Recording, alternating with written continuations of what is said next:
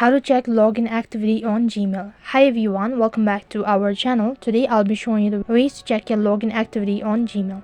So in order to check your login activity on Gmail, first thing first, what you can do is, Gmail is part of a Google account, so what you can do is you can simply go ahead and check your login activity of Gmail.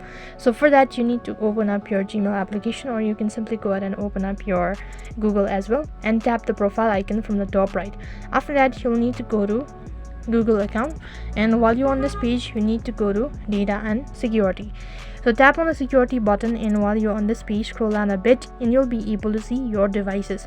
Once you tap on manage all under your devices, you'll be able to see a list of devices that your account is currently logged into. In order to remove the particular devices, then what you can do is you can just go ahead and tap the particular device that you wish to remove your account from, and you can just go ahead and select the device once again, and after that you can just sign out of that particular device. In this way you can check your login activity on Gmail. That is all for this video.